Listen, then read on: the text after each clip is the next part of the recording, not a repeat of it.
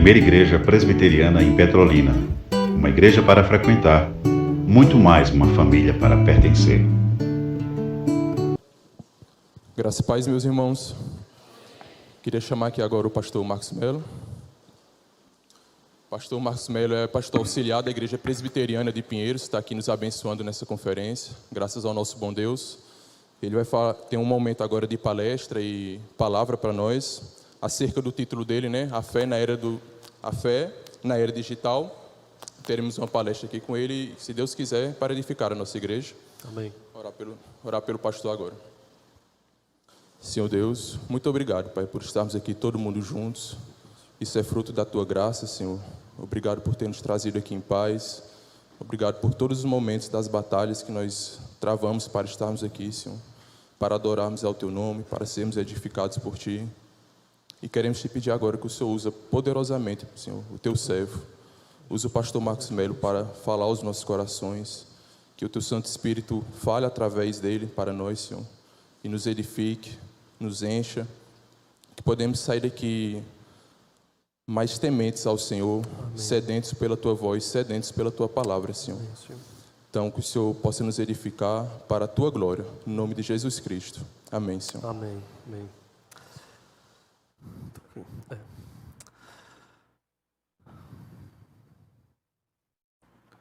Boa tarde, meus irmãos. Graça e paz. Quero te convidar a abrir a sua Bíblia em Efésios, capítulo 6.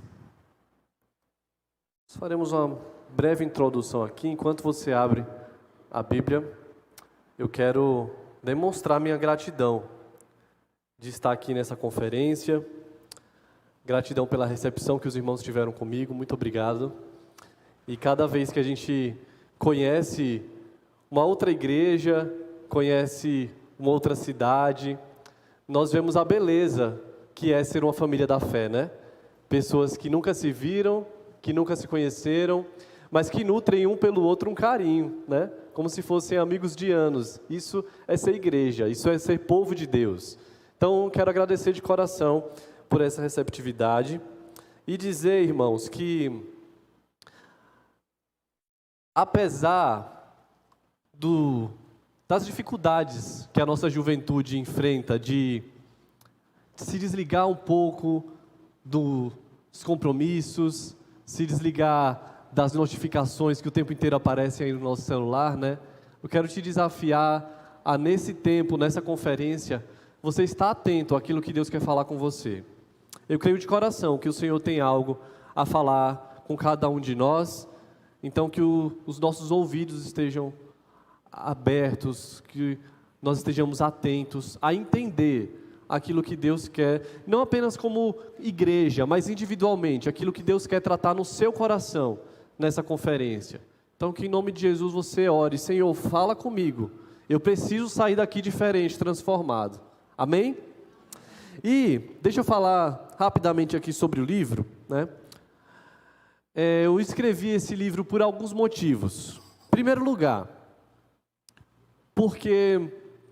e deixa eu falar antes, por que nós vamos fazer essa introdução, o que isso tem a ver com o tema da nossa conferência, né? Tem tudo a ver, sabe por quê?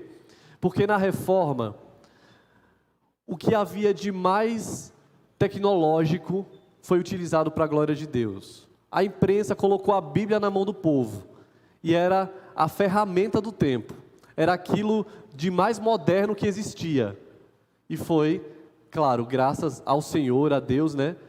Mas através do recurso da tecnologia do tempo, da imprensa, que a Bíblia chegou até as pessoas, né? E eu creio que nós, como igreja, como povo de Deus, também precisamos utilizar as ferramentas do nosso tempo para a glória de Deus. Precisamos aprender a lidar com o que há de mais novo no mercado, aquilo que está na mão do povo, aquilo que as pessoas têm feito uso para glorificar a Deus. E nesse caso eu quero falar com vocês sobre as redes sociais. Então vamos lá. Por que eu escrevi esse livro, né? Em primeiro lugar, para contribuir com missões, porque esse e todos os outros livros da editora Zion são livros missionários. Os recursos são revertidos para missões no Brasil e no mundo. Nós temos plantado igrejas, perfurado poços no sertão, distribuído cestas básicas, ajudado missionários ao redor do mundo. Então eu quero te encorajar a adquirir essa obra por esse motivo. Segundo lugar, porque você pode, após fazer essa leitura aqui, dizer assim: olha, eu li um livro inteiro em uma semana esse ano. Olha aí, você quer dizer isso? Então, esse livro está escrito com esse propósito também. Se você não tem o hábito de ler, nunca parei para ler um livro na minha vida, só leio o textão de Facebook. Mais um motivo para você começar com uma leitura rápida, curta e aprender a desenvolver esse hábito da leitura, né? Mas, irmãos, um dos motivos que mais motivou o meu coração a escrever sobre redes sociais é porque, como pastor de jovens, adolescentes, como conselheiro, como crente, eu tenho visto, ouvido e conversado com a juventude, e a grande maioria dela tem sido levada pelos enganos e pelos perigos das redes sociais, da internet. Isso é muito triste. E como crente, eu não quero ver a minha geração caminhando para o inferno por causa da tecnologia, por causa das redes sociais, das ciladas do inimigo. Então, nós temos a obrigação de, como povo de Deus, abrir os nossos olhos para aquilo que estão tentando roubar de nós e nos posicionarmos, recalcularmos a rota. Então, se por algum motivo você tem sido escravo do uso do celular, se isso tem afetado a sua vida espiritual, se você tem lidado com pornografia, seja lá o que for, é hora de voltar os seus olhos para Cristo, se arrepender dos seus pecados e utilizar o seu celular, esse pequeno aparelho aqui, para a glória de Deus. E, irmãos, não é fácil chegar nesse diagnóstico, sabe?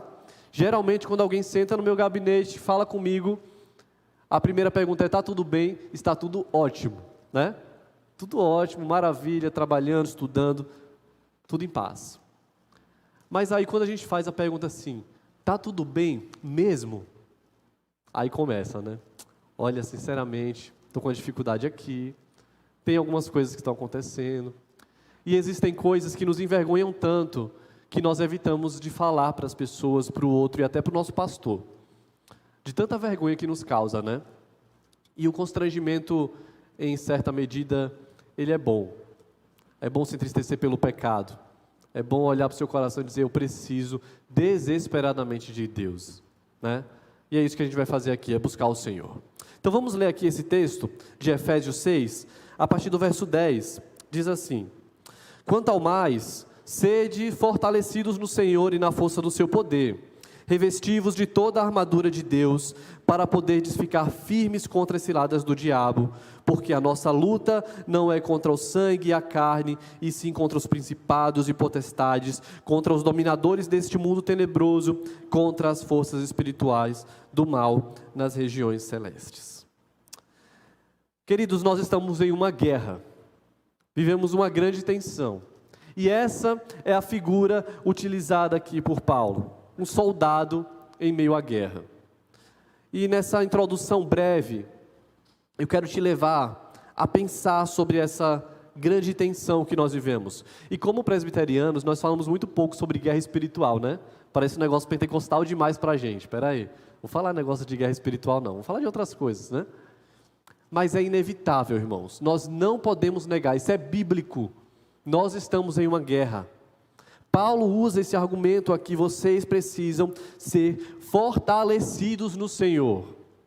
E o que eu tenho visto, e eu espero que não seja a realidade daqui, mas muitos jovens não estão fortalecidos no Senhor. Existe uma geração fraca, uma geração de jovens que não está pronta para o combate, que diante das ciladas, das armadilhas do inimigo, tem caído. Não consegue resistir, desmorona. Por isso, a ordem aqui da Escritura é: se fortaleçam no Senhor e na força do seu poder. Se não houvesse guerra, se não houvesse batalha, ninguém precisaria ser fortalecido. Se não houvesse uma iniciativa para tentar nos destruir e nos derrubar, você não precisaria desse conselho: se fortaleça. Porque se você não estiver forte, você vai cair. E essa é a ordem aqui: se fortaleça no Senhor. E existem, eu vou falar bem rapidamente aqui sobre alguns problemas, alguns perigos que nos impedem de lutar essa batalha, que não é uma batalha que a gente escolhe. Ao se converter, ao Senhor te converter, ao ser alcançado por Jesus e ter a sua vida transformada, você é alistado nesse exército. Quem aqui nunca na infância que cresceu na igreja, né? Teve uma camisa do esmiliguido do exército, né? Você já teve, que eu sei. Então, desde pequeno a gente ouve, né, falar sobre isso, sobre luta, sobre batalha, sobre o exército de Cristo, mas às vezes a gente não para pensar na dimensão disso. Que batalha é essa? Qual é o meu papel como soldado nessa batalha? Quais são as armas utilizadas nessa batalha? E ao decorrer dos anos, várias armas foram utilizadas, mas eu creio que hoje, uma das principais armas que tem afetado e destruído a nossa juventude está relacionada às redes sociais. Mas existem alguns perigos que nos impedem de vencer ou de lutar essa batalha como deveria ser lutada, né? A primeira delas é o negacionismo. Tem gente que diz assim: tem batalha nenhuma acontecendo, isso é coisa de sua cabeça, isso é coisa de crente fanático, né? Está enxergando mundo espiritual em tudo, não tem batalha nenhuma, e aí a pessoa se nega a crer. Irmãos, é verdade que nós não devemos supervalorizar o diabo, né? Tem gente que o carro quebra e diz assim: ó, o diabo está furioso hoje, né? Tem gente que é assim. Aí você diz: não, o carro só está sem manutenção mesmo há alguns meses e quebrou. Mas, de outro lado, se nós não podemos supervalorizar o diabo e de botar tudo na conta dele, de outro lado, nós não podemos negar que a batalha espiritual existe e que nós precisamos nos fortalecer no Senhor. Então, o negacionismo é um perigo. É perigoso você dizer assim: rede social não faz mal para ninguém, não tem problema nenhum. Mas, se você olhar os dados, nosso país é o terceiro maior consumidor de redes sociais em todo o mundo. E é também o país que tem a população mais ansiosa do mundo. E você realmente acha que essas duas estatísticas não estão relacionadas? Ser o terceiro país que mais consome rede social e ser o país mais ansioso tem nada a ver. Se você observar os estudos e um gráfico, quando o iPhone foi lançado, começou uma curva de crescimento de vendas dos aparelhos celulares, dos iPhones. Ao mesmo tempo, a curva de pessoas que se consideram ansiosas, com problemas emocionais, cresce juntamente com ele. As coisas andam juntas. Os nossos celulares estão nos tornando mais ansiosos, mais preguiçosos, mais desligados do mundo espiritual, mais afastados de Deus. Isso está acontecendo e negar esse fato é um grande problema. Então não seja essa pessoa negacionista, né? Nós somos uma geração também com muito senso de solidão. Apesar de termos 1000 amigos nas redes sociais, nos sentimos sozinhos. Apesar de ser super popular nas redes, existem muitas pessoas que na vida real, saiu da rede social, você não consegue ter uma conversa com alguém olho no olho, né? Está tão acostumado com o virtual que o real não faz mais sentido. As redes sociais também têm nos dado um senso de... deixa eu achar a palavra certa, tá? Descontentamento. Essa é a palavra. Descontentamento. Nós nos comparamos com a vida perfeita das pessoas, porque é só isso que é postado, né? O perrengue ninguém posta, mas as pessoas postam a vida perfeita. E a gente olha para a nossa vida e diz assim: minha vida é sem graça demais. Não enxergamos a graça de Deus na nossa vida, a bondade do Senhor, quanta coisa Ele tem feito. E o nosso coração vai se tornando descontente. Ao mesmo tempo, nós nos tornamos descontentes não apenas com aquilo que possuímos, mas com aquilo que nós somos, com a nossa aparência. E eu não estou dizendo aqui que você tem que ser a pessoa com mais autoestima da vida, certo? Mas eu estou dizendo que as redes sociais mexem tanto com nossa mente, que nós não conseguimos mais olhar no espelho e estarmos satisfeitos. precisamos sempre mais, atingir um padrão de beleza, precisamos estar mais perto daquele padrão que está estabelecido, porque na vida real não tem filtro, né? Você não consegue botar aquela maquiagenzinha lá que o filtro do Instagram te dá. Isso não existe na vida real. E nós nos tornamos descontentes. Nós também nos tornamos cada vez mais dispostos a atrair a aprovação do outro, custe o que custar. Queremos aprovação. Queremos que as pessoas gostem de nós, que as pessoas nos aplaudam, dêem um tapinha nas costas, te elogiem. Isso infla o nosso ego e assim nos tornamos essa geração completamente egoísta e egocêntrica. Não podemos negar isso. Não podemos achar que está tudo bem e não podemos não lutar essa batalha. Segundo perigo é o despreparo. Veja comigo o verso 11 do texto de Efésios 6. Diz assim: revestivos de toda a armadura de Deus, para poderes ficar firmes contra as ciladas do diabo. Vamos ler de novo? Aproveitar que está projetado aí, vamos ler todo mundo junto. Revestivos de toda a armadura de Deus. Existe uma ação aqui para você fazer. Se revista dessa armadura que vem de Deus. E o objetivo disso é ficar firme contra as ciladas do diabo. E só fica firme quem está preparado. O diabo, ele não é onipresente, ele não é onisciente, mas ele tem os seus agentes espalhados por toda parte. E as ciladas estão aí, os perigos estão aí. E o despreparo tem sido um problema para nós. Porque se não estivermos atentos, se não estivermos preparados biblicamente, teologicamente, para responder os dilemas do nosso tempo, os conflitos da nossa geração, então temos um grande problema à nossa frente, né? Porque às vezes nós pensamos assim: eu vou só dar mais uma curtidinha, né? Despreparo.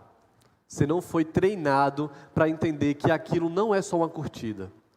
Aí você diz: não, mas é só uma seguidora, né? É só uma paisagem bonita. Os meninos dizem assim: é só uma menina aqui, né, com uma foto sensual, mas ela botou um versículo na legenda, então eu vou curtir, né? Não, cilada. Esteja com o olho preparado. Ah, é só um filme com uma cena imprópria, não tem nada demais. Eu sou forte, eu sou maduro espiritualmente, isso não vai me... Cilada. Esteja preparado às armadilhas desse tempo. Por isso, irmãos, vocês não podem cair no erro do negacionismo e do despreparo. E em terceiro lugar, eu quero destacar o alvo errado. Veja comigo o verso 12. Porque a nossa luta não é contra o sangue e a carne, e sim contra os principados e potestades, contra os dominadores desse mundo tenebroso, contra as forças espirituais do mal. A sua luta, irmão, não é contra os seus parentes. Sua luta não é contra o seu vizinho, não é contra o seu patrão chato, não é isso. Existe uma luta espiritual acontecendo. E às vezes os nossos olhos estão voltados demais para essas pequenas lutas terrenas, né? Ah, então eu vou enfrentar esse chefe aqui, esse é o objetivo da minha vida. E você não se prepara para a luta espiritual. Não se preocupa com as coisas celestiais. Não se preocupa em conhecer e estar mais apegado a Deus, a Cristo e a sua palavra. A nossa luta é contra o mundo de trevas, contra o exército espiritual do mal. E a boa notícia é que Jesus já venceu essa batalha por nós. Essa batalha está vencida. Mas, como soldados de Cristo, em um mundo caído, nós ainda estamos em guerra. Até o dia que estaremos com Ele, né? E o meu convite para você é que você abra os olhos para as ciladas do nosso tempo. E não é mais difícil ser crente hoje do que antigamente, tá? Ah, mas hoje tem celular, hoje tem rede social, hoje tem isso, aquilo, acaba ficando mais fácil de cair em determinados pecados. Entenda uma coisa, durante a história do cristianismo, Durante a história bíblica por completo, de Gênesis a Apocalipse, o povo de Deus experimentou desafios do seu tempo, da sua geração, para permanecer firme no Senhor. Não foi fácil ser crente em momento nenhum da história. Sempre foi preciso lidar com as ciladas da sua geração. Agora, nossa geração vive na era digital. Essa é a ferramenta, é isso que nós precisamos aprender a lidar e a lutar. E não se luta simplesmente excluindo o seu Instagram. Porque você já pensou, se todos nós aqui excluíssemos nossas redes sociais, vivêssemos numa bolha gospel, longe de tudo e de todos, para não pecar, então eu vou fazer isso. Você não resolveu o problema. O que sobrou na rede social, então?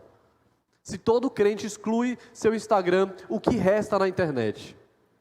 Se não há mais produtores de conteúdo, se não há pessoas evangelizando no mundo digital, o que resta? Então nós temos um papel a cumprir ali. Mas isso não pode afetar nossa espiritualidade, nossa vida com Deus, nosso coração contente e apegado a Ele.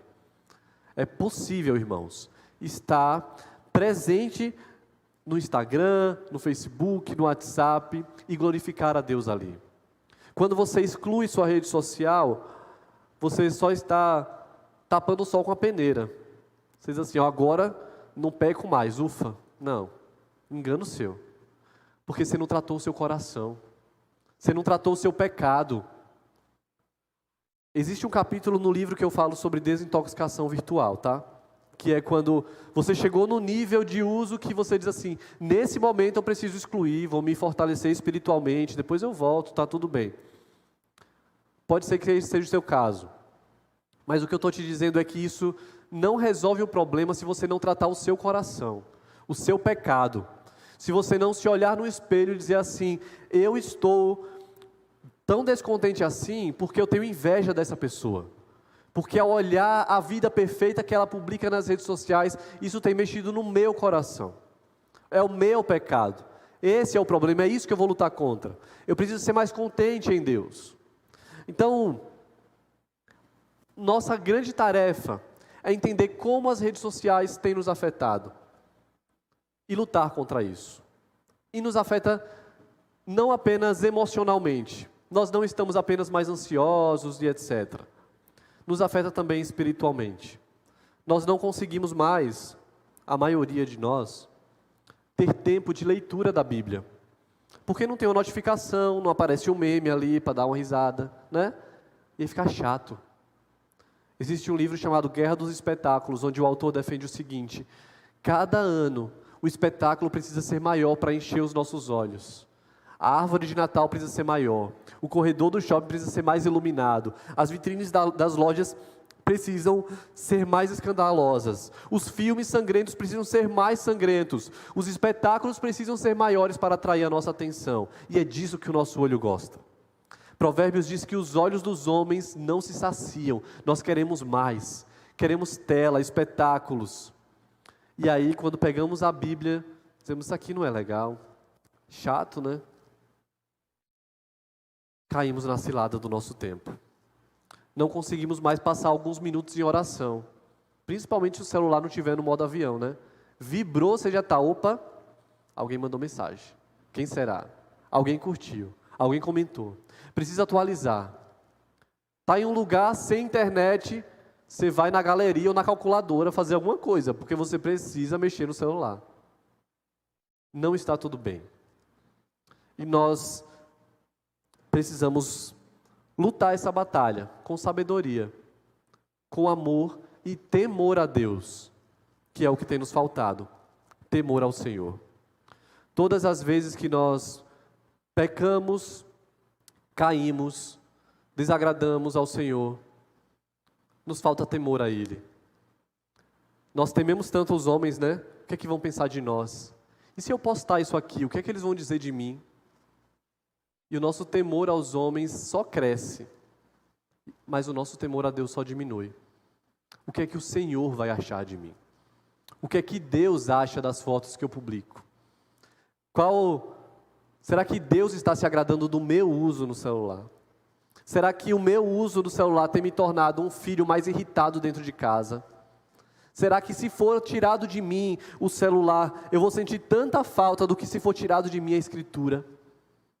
Se levarem da sua casa hoje sua Bíblia, você vai perceber só daqui a uma semana.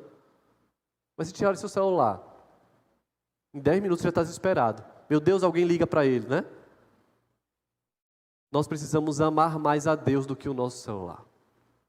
Precisamos amar mais a palavra do Senhor do que as coisas do nosso tempo e da nossa geração. E eu não vou mentir para você, não é fácil, tá? Não é fácil, mas é possível. E juntos, com o povo de Deus, como juventude escolhida e eleita pelo Senhor Jesus, nós precisamos nos levantar e dizer: não está tudo bem com a nossa geração, mas eis-me aqui, Senhor. Usa-me, que eu seja instrumento do Senhor na vida de outro e que o outro também me ajude a vencer isso e não ser dominado pelas coisas do nosso tempo, mas que nós sejamos instrumentos do Senhor na nossa geração, para a glória de Deus. Amém? Agora a gente vai ter um outro momento, né, Juan? Para uma mesa redonda aí, para tirar dúvidas de vocês e conversarmos um pouquinho mais sobre esse tema. Como que a gente faz?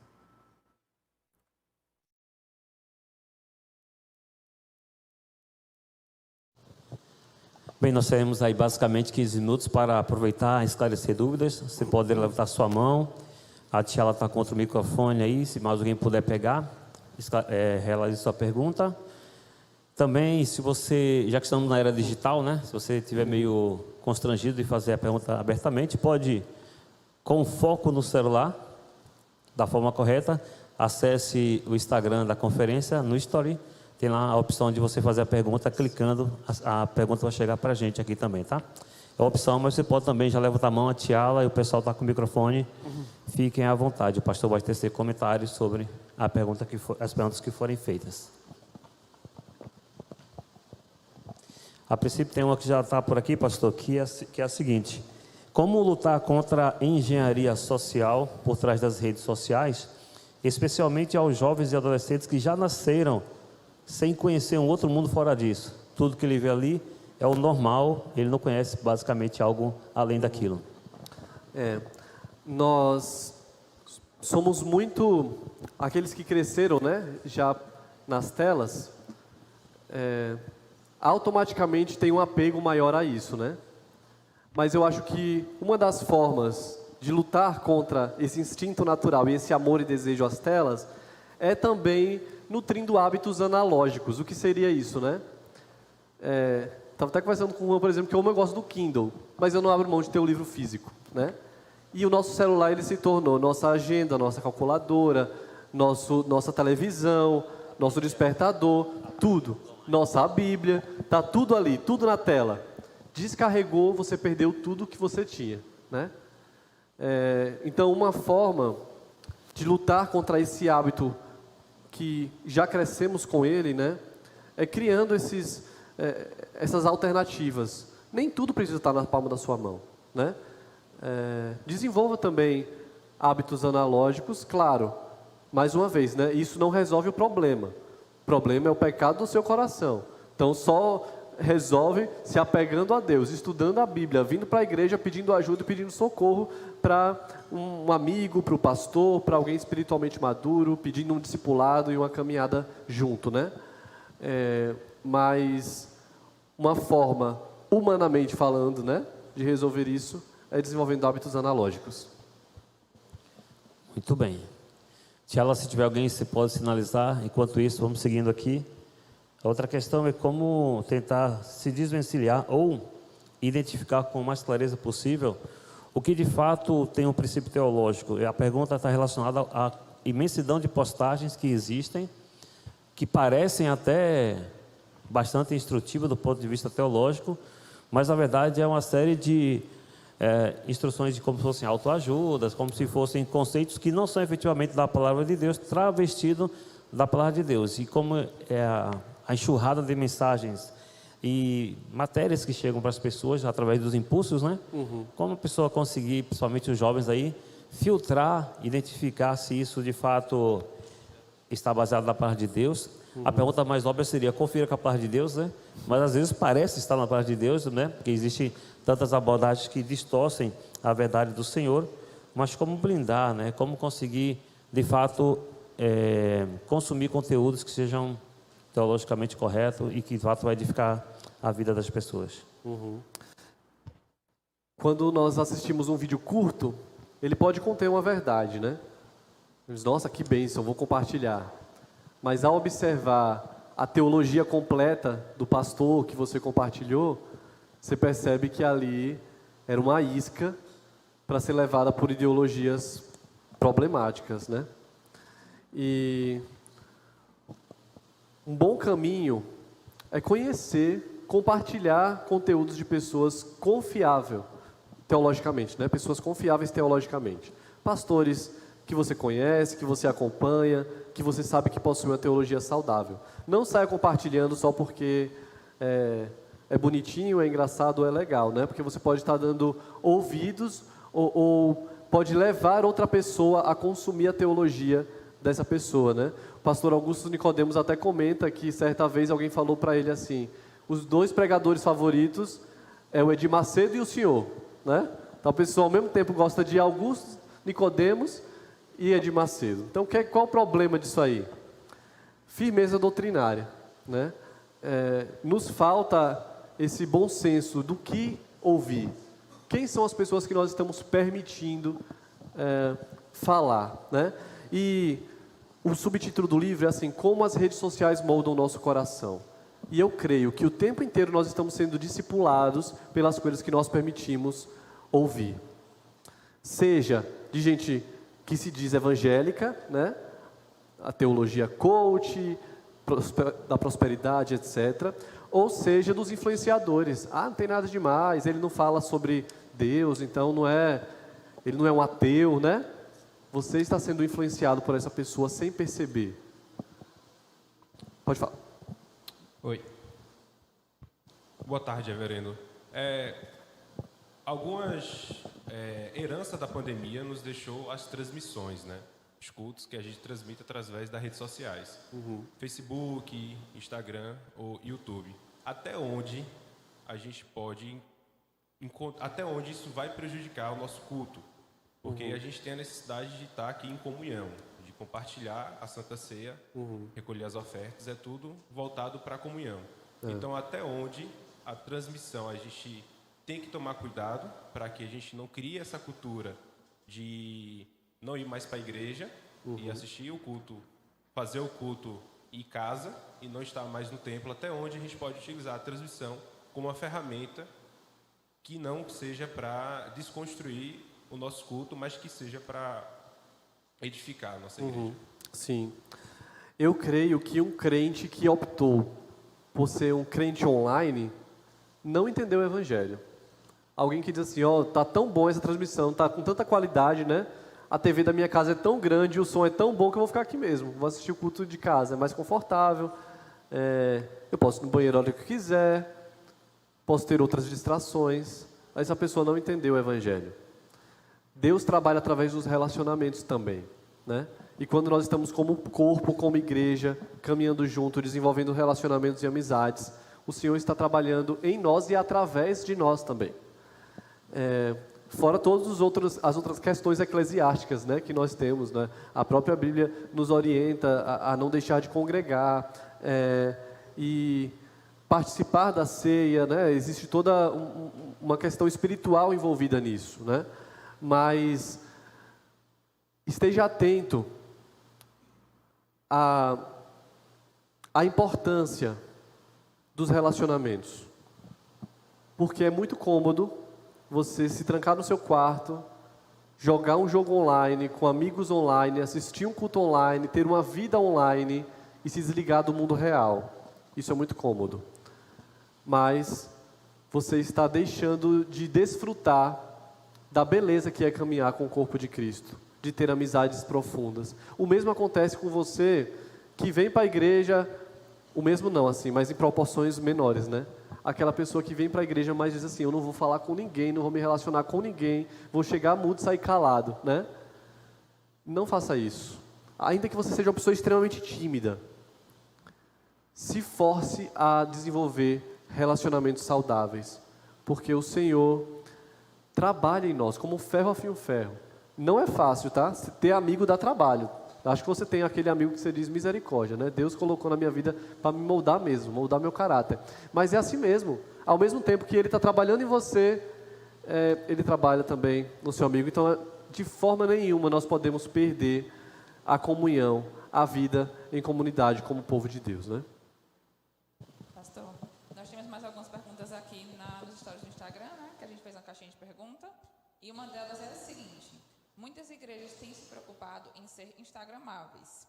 Quais os períodos dessa modernização? Particularmente, eu amo comunicação, estudei comunicação e trabalhei com comunicação na igreja. E defendo que ela deve existir e de uma maneira bem feita. Existe um livro do filho do Francis Chan, chamado assim, Viciados... Eu esqueci o nome do livro. Eu vou lembrar daqui a pouco, falo para vocês. Queria muito falar o nome desse livro. Quando fala do conteúdo, vai lembrar do nome. Tá bom, eu vou lembrar do nome daqui a pouco. Lembrei, Viciados em Mediocridade. É um nome forte, né? Mas ele defende assim, que para a igreja sempre está tudo bem. Ah, vai ter um congresso, beleza, vamos fazer um cartaz aqui no PowerPoint, né? A gente imprime e cola ali e está tudo certo. Mas por que nós não nos esforçamos para fazer as coisas com excelência para o Senhor? E isso inclui também a comunicação, né? Eu até elogiei muito a comunicação da nossa conferência aqui. Porque Deus é glorificado no belo. Quando nós fazemos algo bem feito de coração, o Senhor é glorificado também. Então a igreja precisa investir nas redes sociais, inclusive para ser esse luzeiro ali também. A internet é um grande campo missionário, a gente não pode virar as costas. Se antigamente, na época dos nossos pais, dos nossos avós, os evangelismos eram feitos nas praças, né? E aí as pessoas distribuíam folhetos. Por quê? Porque você estava na praça olhando para o céu, sem fazer nada, conversando. Mas hoje, o olhar das pessoas está onde? Se for numa praça, no metrô, num trem, está todo mundo com o olho para baixo, para a tela do celular. Então a gente precisa estar presente digitalmente, a igreja precisa estar ali de uma forma, mais uma vez, de uma forma sábia e que glorifique a Deus, e isso é possível. E só mais um parêntese sobre as transmissões, né? Nós não temos experimentado esse fenômeno que a igreja esvaziou porque a gente está transmitindo o culto, corta o culto. Também, na minha opinião, não é a solução. A gente precisa ensinar o povo o que é ser igreja, o que é ser cristão, os benefícios de estar aqui, de caminhar junto. É isso, é ensinar e doutrinar as pessoas, não utilizar de ferramentas, de amuletos para isso. Ótimo. Tem uma pergunta que também complementa essa anterior. É a seguinte: hoje as igrejas têm investido muito em marketing digital. Até onde isso é saudável e bíblico? Certo. Existe muita resistência a isso, né? Usando mais uma vez o exemplo do panfleto. E acho que o panfleto não caiu em desuso, tá? Você pode continuar evangelizando com panfleto, indo nas casas, não tem problema nenhum. Mas as pessoas dizem assim: tudo bem a igreja investir numa caixa com 1000 panfletos, mas não está tudo bem ela investir em tráfego pago, né? Impulsionar as publicações para que as pessoas sejam alcançadas. Qual a diferença, né? Se a teologia está chegando na mão do povo, se o convite está sendo feito, o que mudou foi o recurso, a mensagem é a mesma, né? O que a gente não pode, aí que está a resposta da pergunta, né? O limite é isso, o que a gente não pode é adulterar a mensagem. Não vale qualquer coisa para pregar o evangelho, né? Eu vou então colocar aqui fazer um show dentro do culto e vamos, né, fazer pirueta aqui para chamar a atenção do povo. Não, o evangelho precisa ser pregado.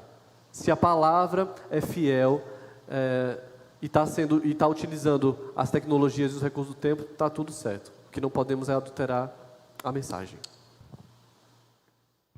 Pastor, boa tarde. Boa tarde. As redes sociais, elas se tornam um campo de batalha, de debate político, filosófico, teológico. De que maneira, como cristãos, devemos nos posicionar ou não devemos nos posicionar?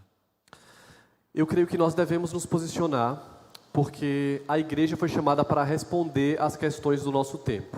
E muitas vezes a igreja está respondendo coisas que não são os dilemas da nossa geração. O povo não está mais debatendo se pode ou não pode bateria, não é isso. O povo quer saber o que é que a Bíblia fala sobre ideologia de gênero, sobre aborto. É isso que são os conflitos do nosso tempo e da nossa geração. Então, nós que temos a resposta, precisamos nos posicionar e isso nos custa. Mas esse posicionamento não deve ser feito batendo boca, porque sabemos, quem aqui não teve o grupo da família rachado no WhatsApp nessas eleições, né? Isso não traz unidade, só traz problema e divisão. Mas é possível se posicionar, mostrar biblicamente, não é o que eu acho, pouco importa o que eu acho, é o que a Bíblia fala, o que Deus pensa sobre esse tema, né? E como falar isso de uma forma saudável, bíblica, em amor, sem grosseria, brigas, né? Mas se posicionar é importante e existe um preço alto para quem se posiciona, né? Mas que nós possamos pagar o preço de sermos discípulos de Cristo, crer no que cremos e amarmos a palavra de Deus. Temos mais algumas, eu acho que a gente não vai conseguir responder todas. Aí eu estou escolhendo algumas. Tem uma que é a seguinte: essa cultura de pregações online contribuiu para a criação dos cristãos desigrejados? Sim, mas, mais uma vez, o problema não está na ferramenta, o problema está no crente, que não entendeu o Evangelho, né? Ou que ainda não teve os seus olhos desvendados para o Senhor. Boa tarde, aqui. No mundo de hoje, onde a atenção está bem curta de toda a humanidade, segundo a Microsoft, a gente tem uma atenção menor do que um peixe dourado para algumas coisas. Onde o ser humano está viciado em vídeos curtos ou vídeos em 2x, 2x para terminar mais rápido. Como nesse mundo de pouca atenção, o cristão pode vencer essa falta de atenção para buscar e se aproximar mais de Deus? Sim. Mais uma vez a gente cai na questão dos hábitos, né? Isso nos influencia tanto que tem gente que ao conversar com alguém diz assim: eu não consigo conversar com essa pessoa que ela fala muito devagar e não dá para botar em 2x, né? No WhatsApp dá, pessoalmente não dá. Mas olhe como esses hábitos digitais afetam a nossa vida real, né? E a gente se torna impaciente, ignorante. Como vencer isso, né? Como vencer essa falta de atenção? Mais uma vez, desenvolvendo novos hábitos. Uma coisa que a gente tem muita dificuldade é solitude, silêncio. Mas a Bíblia também exige de nós meditação, tempo com o Senhor. E quando nós vivemos nesse mundo que C.S. Lewis chama de era do ruído, né? O tempo inteiro tem um barulho, seja de trânsito, seja do que for. A gente não é acostumado com o silêncio. Mas quando a gente se obriga assim, eu vou ter um tempo com o Senhor. Esse tempo aqui sou eu e Deus, sem celular, sem distração. Antigamente deixava a televisão no ruído, né? Na tela lá chuviscando para ter algum barulho em casa. Porque nós temos medo do silêncio. Mas é no silêncio que nós ouvimos a voz de Deus, é no silêncio que nós meditamos na palavra, desacelerando, calando as distrações, e nós precisamos desenvolver isso como uma disciplina e um hábito espiritual. Parar a correria, parar o seu vício em dopamina, em entretenimento, em meme, etc. Mas uma vez, não tem nenhum problema com meme, tá? É bom, você pode assistir e rir, mas isso sua vida não pode girar em torno de entretenimento. Isso é um momento, e até no momento de lazer e de rir, você pode glorificar a Deus. Não é rir de qualquer coisa, não é consumir qualquer conteúdo, né? Mas glorificar a Deus até no momento de lazer. A resposta é desenvolvendo novos hábitos, e o hábito do silêncio, da meditação, de estar a sós com Deus, sem distrações, é algo que nós perdemos, né? E precisamos resgatar. Amém. Pessoal, como nós temos um horário aí a cumprir ainda, nós vamos puxar as duas últimas perguntas aqui, vamos transformar em uma só, para a gente dar encerrado esse primeiro momento de perguntas, porque em seguida o Juan vai dar instruções para vocês das próximas etapas, tá? Então, as últimas perguntas se complementam. Como fazer para diminuir a dependência do celular? E também como se desvincular da rede social quando usamos a rede social, né, a ferramenta, como uma ferramenta de trabalho? Certo. É sempre mais difícil, né, para as pessoas que trabalham, mas tome muito cuidado para isso não ser uma desculpa. Ah, mas eu trabalho com isso, eu não posso ficar longe, né? se você trabalha com a rede social, estabeleça horário de trabalho. Eu trabalho de tal hora a tal hora. Depois disso eu não preciso, não tenho mais motivo. Minha desculpa acabou, né? Então, no período da noite, por exemplo, você precisa estabelecer até que horas você vai usar o celular. Tem gente que usa o celular até o olho fechar. Dorme com o celular na mão assim, ó. E acorda, a primeira coisa que faz é olha o celular, né? Então, isso você está acordando, iniciando o seu dia, dizendo assim ao seu cérebro: o meu dia vai girar em torno de uma tela. Agora, quando você acorda, tem novos hábitos, eu vou orar, eu vou ler a minha Bíblia, vou escovar o dente, tomar meu café, depois vou olhar o celular, né? Aí você está dizendo assim, existe uma escala de prioridades.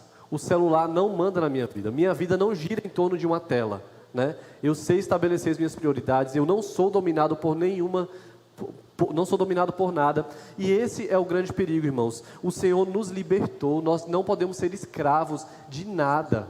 Mas tem gente que é escrava desse pequeno aparelho que cabe na palma da sua mão, né? E a sua vida inteira gira em torno disso. Se isso lhe for tirado, parece que você perdeu tudo que você tem, ou a coisa mais preciosa que você possui, né?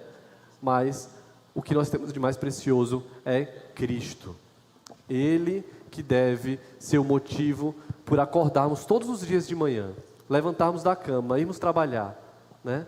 Não o celular, não as redes sociais, os likes e o mundo digital, mas Cristo.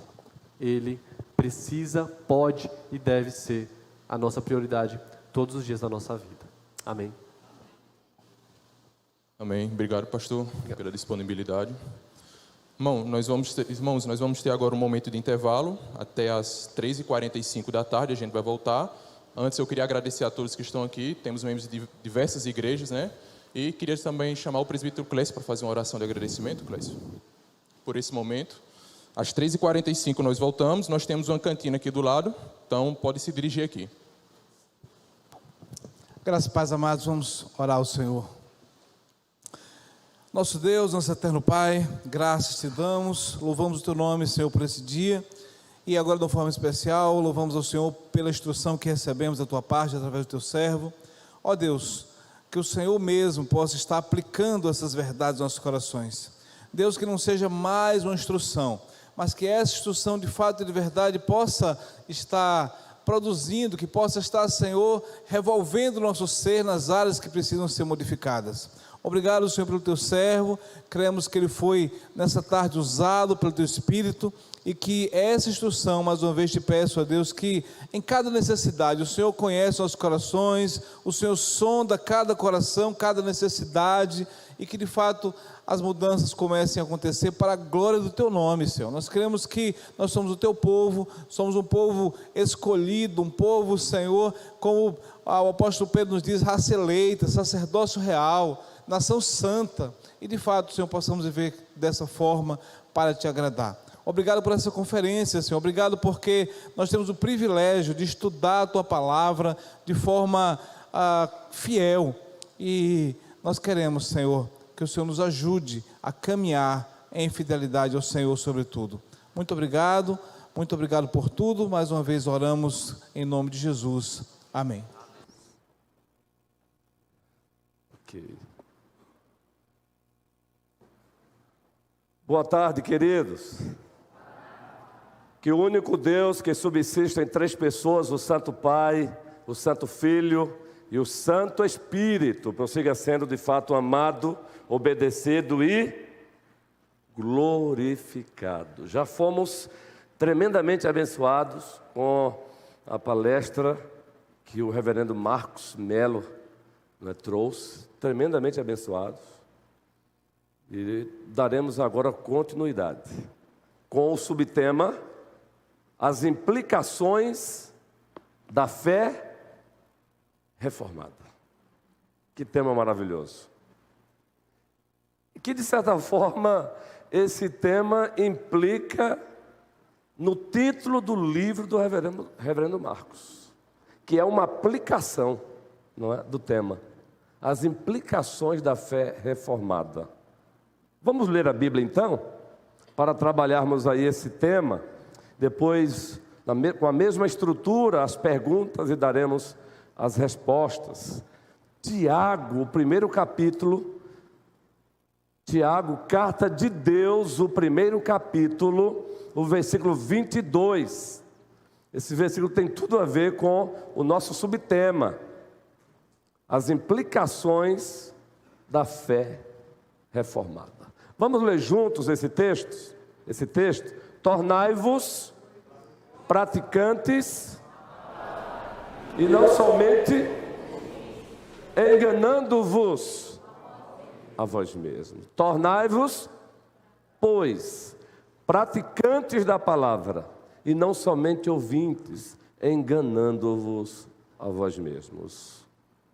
O subtema, as implicações da fé reformada, tem tudo a ver com esse texto aí. Tem tudo a ver com uma parte do sermão de Cristo que se encontra no Sermão da Montanha. Nem todo aquele que diz Senhor, Senhor, entrará no reino dos, mas, concluam, completem, aquele que faz a vontade.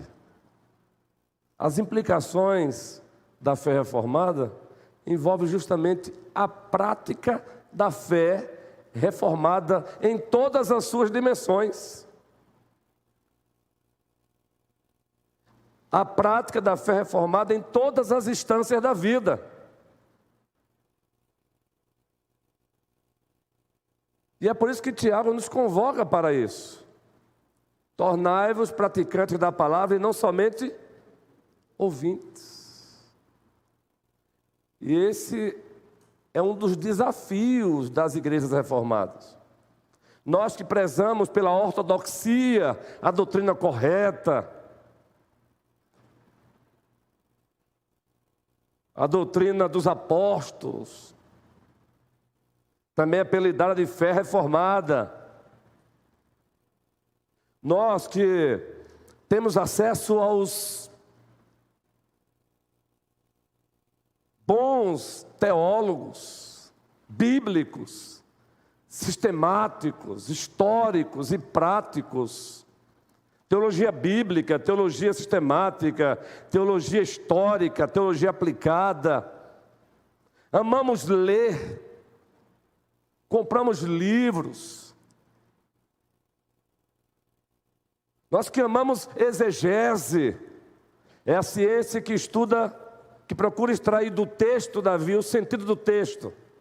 O que de fato o texto diz, exegese. A hermenêutica histórica e gramatical. Nós que citamos aqui os nossos pais da fé reformada, os nossos progenitores intelectuais. Ora, não podemos deixar aqui de citar Lutero, Zwinglio, quase que ao mesmo tempo, na Suíça. Henrique Bulling, o seu sucessor. Aí, João Calvino, ou melhor, antes de João Calvino, Farel, João Calvino, Martin Bucer, Melanchthon e tantos outros aí. Os nossos pais puritanos, especialmente do século XVII, que deixaram um legado teológico, documental maravilhoso. A nossa Confissão de Fé de Westminster, que é um manual de doutrina elaborado com base nas Escrituras. O Catecismo Maior de Westminster, que é um outro manual de doutrina elaborado com base nas Escrituras. O Breve Catecismo, que é um outro manual de doutrina elaborado com base nas Escrituras. Ainda temos o privilégio de usufruir de alguns subsídios confessionais, como as 3 formas de unidade, confissão belga, que também é um manual de doutrina. Cânone de Dort, um outro manual de doutrina. Catecismo de Heidelberg, um outro manual de doutrina. Todos esses documentos citados nada mais são do que um resumo doutrinário do que a Bíblia diz. E nós citamos com muito prazer, não é? E para não sermos injustos com nossos irmãos batistas, eles também usufruem da Confissão Londrina, ou a Confissão de 1689, Os batistas atuais é que, de certa forma, é claro que existem exceções, abandonaram as suas origens. Mas quem aqui já não ouviu falar de Spurgeon? Pois é, ele usou essa confissão na igreja que ele pastoreou. E os congregacionais? Existe algum congregacional aqui nesta noite? Olha que maravilha! Com certeza conhece a Savoia, a confissão de fé de Savoia. Ela é muito parecida com a confissão de fé de Westminster. Assim como também as três se parecem. 1689, que é a londrina, a de Westminster, muito especialmente usada pelos presbiterianos, Savoia, usada pelos congregacionais. Todos esses documentos foram elaborados com zelo, a Bíblia aberta, os homens conheciam o grego, conheciam o hebraico, muita oração, um debate sadio.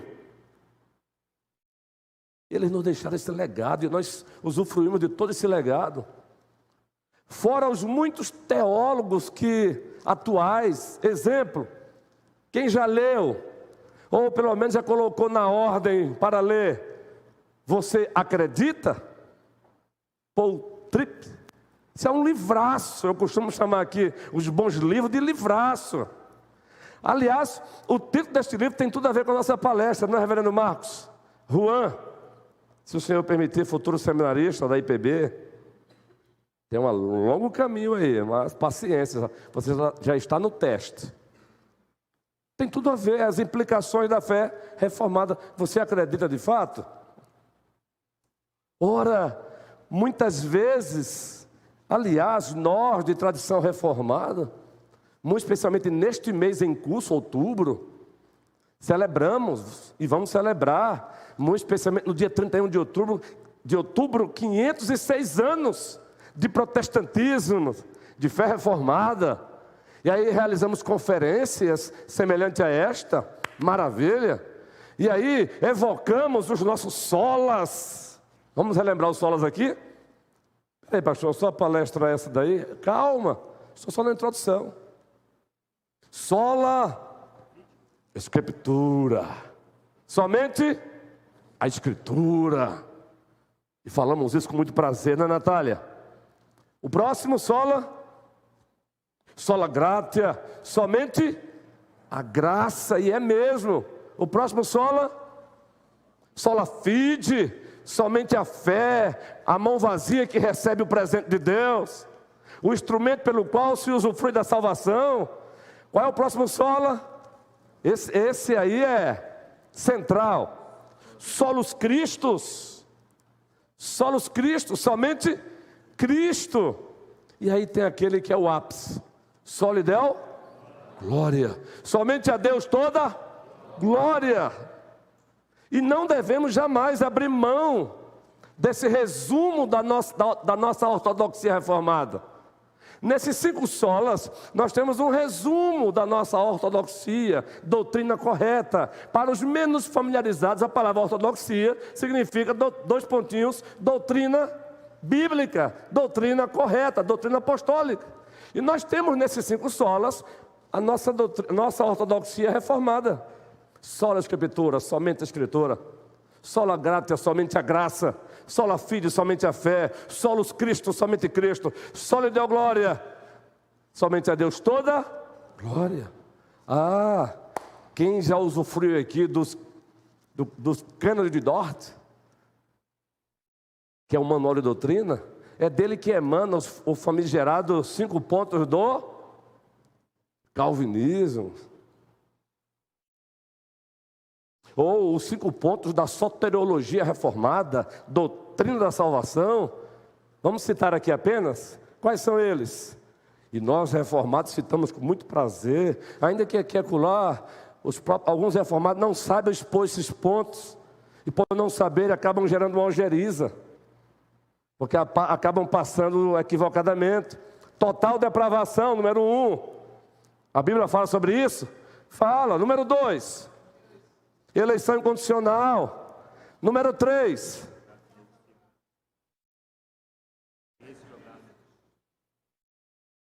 tudo correto. Agora na ordem. Isso, na ordem, mas está tudo certo aqui. Não vamos discutir não. Expiação limitada, eu prefiro particular. Porque a palavrazinha limitada ela não cai muito bem não. Aí eu sou da linha de Lloyd Jones, o papai Lloyd Jones. A expiação envolve a pessoa de Cristo. Aí vem graça irresistível. E aí fecha com o quinto ponto. Perseverança dos santos. Começamos a carreira, continuaremos na corrida, começamos a corrida, continuaremos a corrida e chegaremos lá, não graças a nós, mas graças a Ele, o Pai, o Filho e o Espírito Santo. Amamos um sermão expositivo, sem jogarmos fora um sermão tópico, um sermão textual, um sermão biográfico. Porém, eis aí o grande problema, o desafio, muito especialmente para nós reformados, é que a nossa tendência é termos e aqui respeitosamente para quem usufrui de um cabeção no sentido literal, mas a nossa tendência é termos um cabeção intelectual. E qual o problema? Nós temos uma cardia, um coração atrofiado, esse é o problema. Os reformados são conhecidos como os cabeções, no sentido de conhecem, viu? Eles conhecem, viu? Eles conhecem. Mas o problema é que alguns reformados não passam de cabeções intelectuais. Seus corações estão cada vez mais atrofiados, petrificados, endurecidos. Acaba havendo um divórcio entre o que confessa e o que se pratica. Eis o nosso desafio, reverendo Marcos. Depois de uma palestra que o amado ministrou para nós esta manhã, qual é o nosso desafio aqui? Ao sairmos daqui, jovens, depois da palestra muito boa do reverendo Marcos, qual é o nosso desafio? É o meu também, viu? Não pensa que nós pastores estamos imunes, não. Qual é o nosso desafio? Ao sairmos daqui, depois de uma palestra dessa, e vamos recapitulá-la lendo o livro dele, colocarmos em prática. Porque se não colocamos em prática o nosso subtema que já estamos tratando, as implicações da fé reformada, Tiago diz, ele compara alguém que ouve a palavra e não pratica, ele compara com alguma coisa, não compara? Então voltemos para Tiago. Ele compara com alguma coisa, me ajuda no relógio, viu, Juan? A lei para todos, a lei para mim, mesmo estando pastor da igreja, é lei para todos. Isso, aqui não tem essa porque eu estou o pastor titular, então eu tenho 10 minutos a mais do que o pastor Marcos. Não, é lei para todos. O rei aqui só tem um, o nome dele é Jesus Cristo. Vamos ler o texto seguinte? Porque se alguém é ouvinte da palavra e não, assemelha-se ao homem que contempla no espelho o seu rosto. Agora imagine que o espelho daquela época não era o espelho de hoje, hein? Não vamos nem adentrar nessa questão. Contudo, imagine a diferença que existia do espelho daquela época para o espelho de hoje. O avanço tecnológico, não é? Por isso ele vai dizer, volte aí. Porque se alguém é ouvinte da palavra e não praticante, assemelha-se ao homem que contempla no espelho o seu rosto natural. Aí ele segue com o argumento. Pois assim mesmo se contempla e se retira, e para logo se esquece de como era a sua aparência. Assim é aquele que conhece, tem informação, mas não tem transformação. Confessa a ortodoxia, mas essa mesma ortodoxia não desemboca em ortopraxia, em prática. E quando até desemboca em ortopraxia, em prática, falta o elo, a ortopatia, afeições corretas, sentimentos corretos, um coração que de fato ama a Deus e ama o próximo.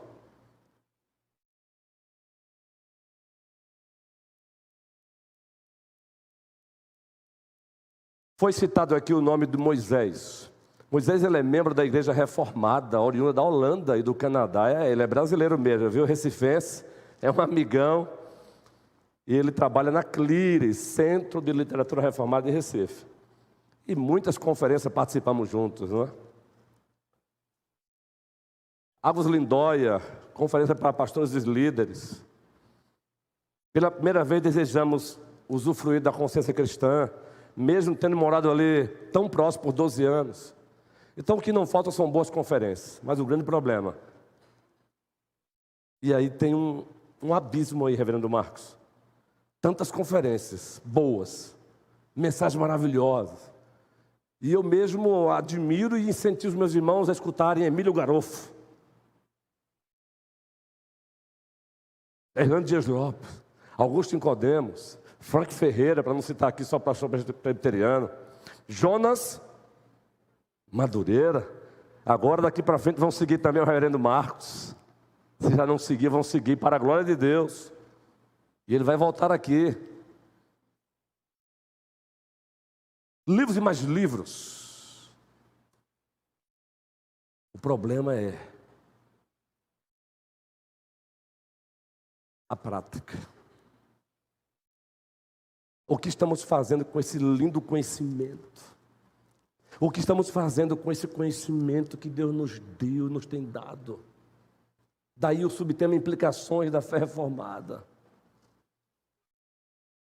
Nesse livro aqui, estamos usando até como subsídio para a nossa série à noite, o culto público, o culto pactual, público, congregacional e público, é a coroa da adoração dos outros 6 dias. Este livro é um dos nossos livros textos. Temos mais de 30 livros sobre o culto na escrivania, e vai continuar lá espalhado enquanto não terminar a série, mas esse é um deles. Para a glória de Deus, resgatando uma teologia bíblica do culto. E nesse livrinho aqui vocês vão encontrar 3 expressões em latim. E com essas 3 expressões resumimos nossa palestra aqui, que é muito vasta. Implicações da Fé Reformada. Em cima desse tema, se fosse uma monografia, um TCC, o meu orientador ainda teria que dizer, ó, tem que delimitar. Não é? Tem que delimitar.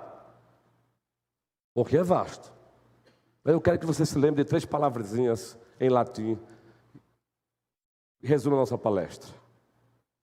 Imago Dei. Quem já ouviu essa expressão? Quem gosta de ler aqui já ouviu. Se você não tem, nunca ouviu falar, não se sinta ignorante por isso. Ninguém é obrigado a saber de tudo, muito menos o latim. Já é uma batalha conhecer o nosso português, tanto mais o latim. A ideia apenas é provocar você, no bom sentido, para que você queira conhecer. Imago Dei significa imagem de Deus. Grave essa palavrinha. Imago Dei, imagem de Deus. A outra, imitatio Dei, imitação de Deus. E a outra é um neologismo do próprio autor, conventio Dei, servir a Deus, sempre e em todas as instâncias. Servir a Deus sempre e em todas as instâncias. Vamos repetir? Imago Dei, imitatio Dei, conventio Dei, servir a Deus em todas as instâncias da vida. 3 palavrinhas. E aí se encontram as implicações da nossa fé. Imago Dei. Ora, a Bíblia diz, Gênesis 1º capítulo, que fomos feitos à imagem e semelhança de Deus. E existem 2 elementos da imagem de Deus em nós, 2 elementos importantíssimos, que vai ajudar você nesse subtema, implicações da fé reformada no dia a dia. 2 elementos, pessoalidade humana e moral humana. Nós somos pessoas. Nós não somos um cão. Nós somos pessoas. Nós temos intelecto, vontade e emoção. Somos pessoas porque Deus nos fez a sua imagem e semelhança. O outro elemento, moral humana. Todos nós aqui, façam uma pesquisa na cidade, crentes e não crentes, sobre se mentir é certo E todos diremos errado, até mesmo quem mente. Por que o ser humano tem essa capacidade de tecer um juízo de valor e dizer que a mentira é errado? Porque fomos feitos à imagem e semelhança de Deus. E um dos elementos constitutivos da imagem de Deus em nós é a moral humana. Isso é tão forte que até os encarcerados, eles não toleram certos tipos de crime. Ora, eles estão lá encarcerados porque cometeram crimes e até hediondos.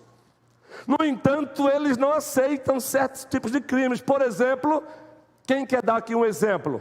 Certos crimes que eles não aceitam, se colocarem alguém lá que cometeram esses crimes, eles mesmos se comportam como juízes e executores da pena. E aqui nós temos advogados fera, não é?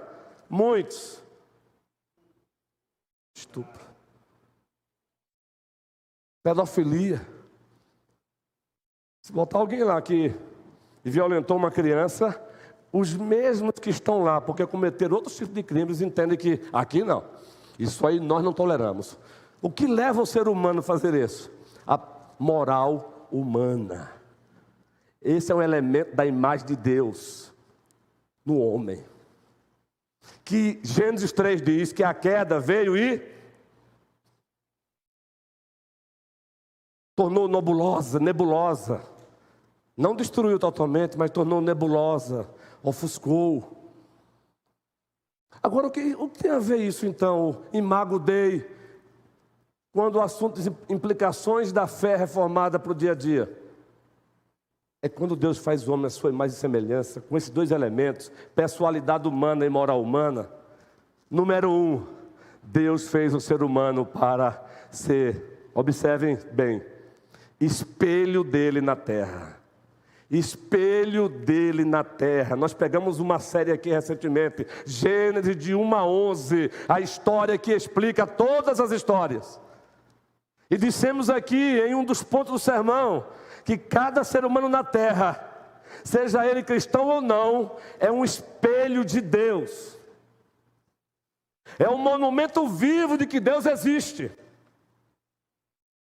Fomos criados à sua imagem e semelhança para que pudéssemos espelhar Deus na terra, para que ao olhar para o outro, percebamos no outro que por trás desse outro existe Deus, o Criador dos céus e da terra. Então uma das implicações no sentido amplo da fé reformada é esta: espelharmos o nosso Deus. E aqui já trazendo para nós cristãos, nós temos espelhado Deus para o outro, para o mundo. O mundo tem olhado para a igreja e tem percebido um reflexo de Deus. Um reflexo da segunda pessoa da Santíssima Trindade, Jesus Cristo. Esse negócio de doutrina, de Imago Dei, não, esse negócio nada, isso é essencial. Ele nos fez a sua imagem e semelhança e enviou o seu Filho para resgatar essa imagem e semelhança no poder e pelo poder do seu Espírito Santo, para que pudéssemos ou continuássemos ou voltássemos a espelhar Deus. Nós temos espelhado Deus como igreja. Os petrolinenses têm olhado para a primeira igreja presbiteriana de Petrolina, para os seus membros. Alguns trabalham, são empreendedores, são patrões, outros são cooperadores, outros são professores, outros são bons pedreiros, outros são mestres de obras, outros arquitetos, outros estão estudando na universidade, outros são professores da universidade. Aqueles que nos cercam têm olhado para nós, têm percebido que nós somos reflexos do Deus a quem nós devemos espelhar. Há algo diferente nessa jovem, há algo diferente nesse homem. Há algo diferente nessa igreja. Os amados batistas, os amados congregacionais, os amados assembleianos e todas as demais igrejas verdadeiras do Senhor, sejam as mais puras ou as menos puras, usando a linguagem confessional, por serem menos puras ou mais puras de acordo com o conhecimento da doutrina, não deixam de ser igreja de Deus. Estamos espelhando Deus. Imago Dei. Em Cristo, essa imagem de Deus em nós, ela está sendo resgatada, restaurada.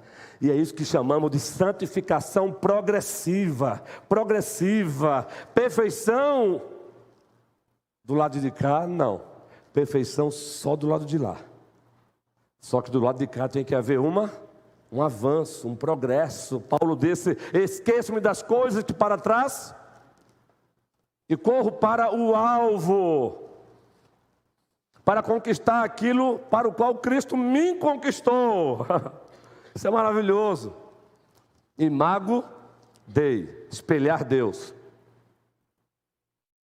E segundo, imago Dei, representar Deus. Representar Deus. Nós temos representado Deus. Espelhar e representar são implicações da imagem de Deus em nós. E muito especialmente nós cristãos, que essa imagem de Deus em nós está sendo e será resgatada do porvir. Justificação pela fé, está sendo santificação progressiva e será o estado de glorificação. A pergunta é: temos representado Deus ou temos tido vergonha do nosso Deus?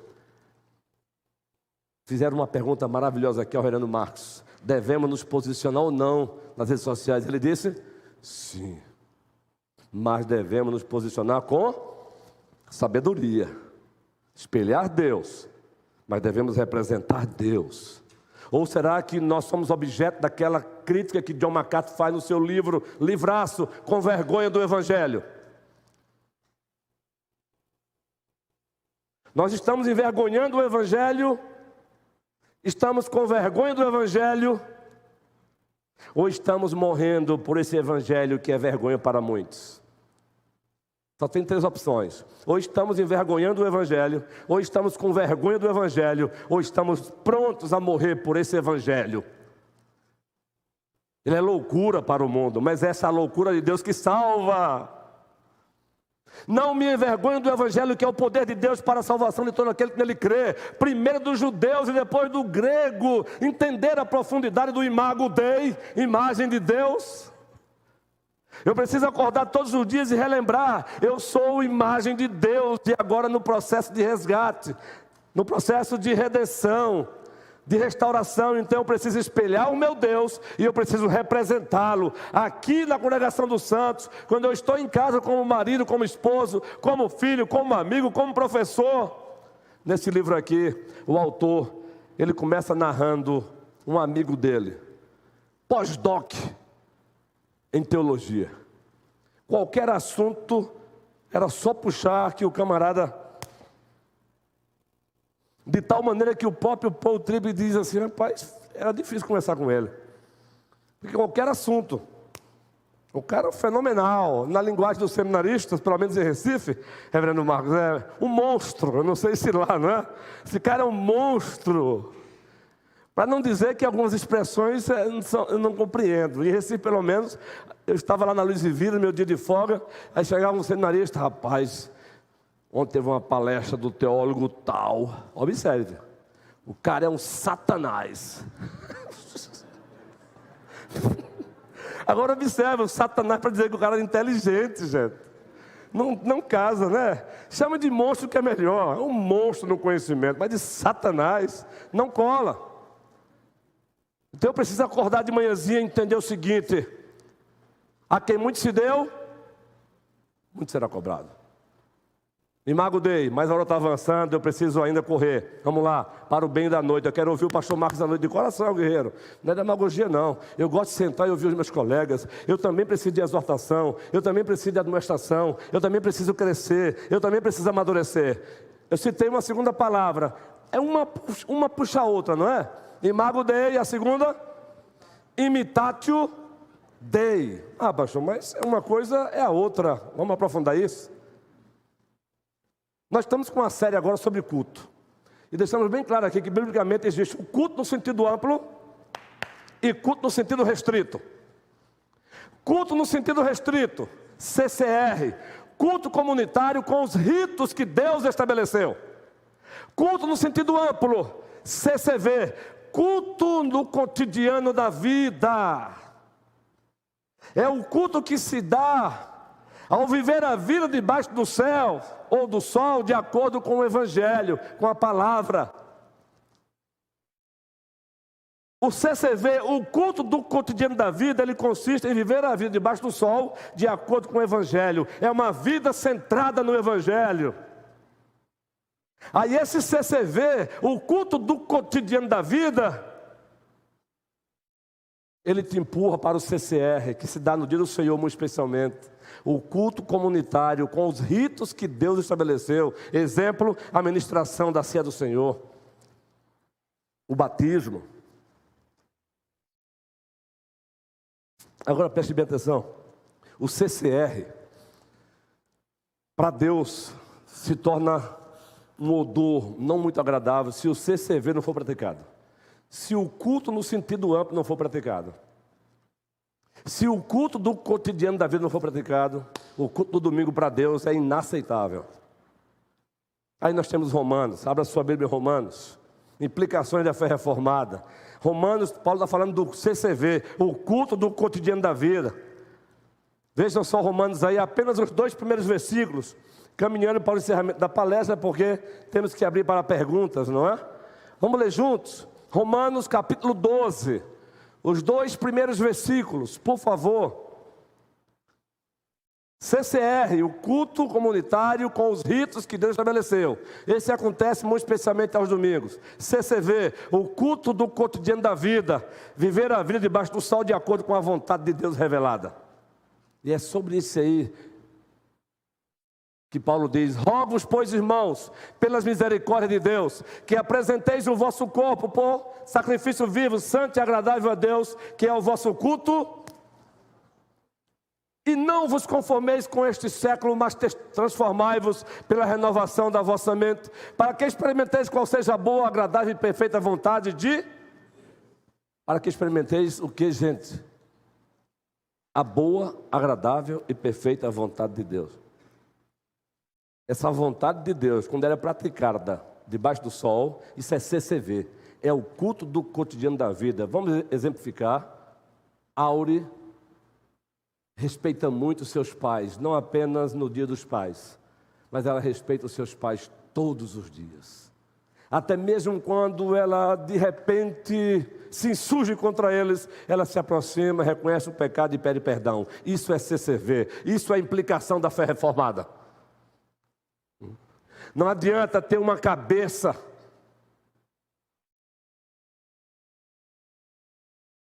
catedral da teologia e um coração onde quem se encontra no trono é o diabo.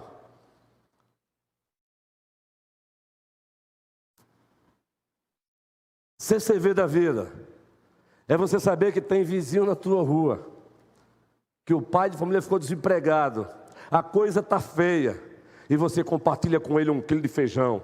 Isso é cultuar a Deus no cotidiano da vida. Isso significa implicações da fé reformada. Exemplos aqui corriqueiros.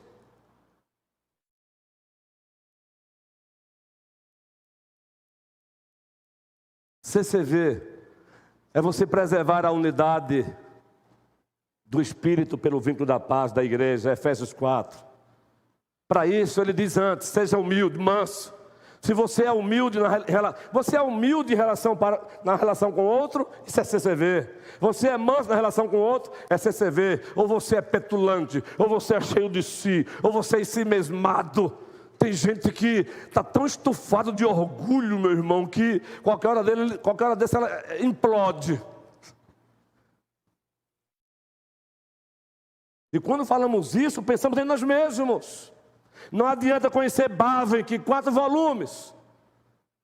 E citar por aí o que Berkhoff é um resumo de Bavinck, que é Berkhoff, está ali, ó. E citar mesmo até como professor de uma EBD, mas em casa é um cavalo batizado. Bruto. Filho rebelde. Não respeita o pai, não respeita a mãe. Liderança na igreja? Muito menos. Quando não se tem CCV, o culto do cotidiano da vida, o que deveria ser a coroa da adoração dos outros 6 dias, passa a feder para Deus. Quero um domingo. CCV é comprar e pagar. E se não puder, por favor, parcela em 20 vezes, mas eu vou pagar. A não ser que o outro também pratique CCV e diga, está perdoado, meu irmão, vai em paz. CCV é não quebrar o 9º mandamento, não dirás falso testemunho contra o teu próximo. Queridos, o fundamento ético, preste bem atenção, o fundamento pactual e ético do nosso CCV, do culto do cotidiano da vida, são os 10 mandamentos. E os 10 mandamentos não começam com lei, começam com o evangelho. Você já ouviu isso? Como é que é? O Senhor está dizendo que Êxodo 5 e Deuteronômio 5 começa com o evangelho? É. A lei é resultado. A lei é o rumo que os novos alcançados por Deus agora recebem. Onde é que tem evangelho em Êxodo 20, pastor?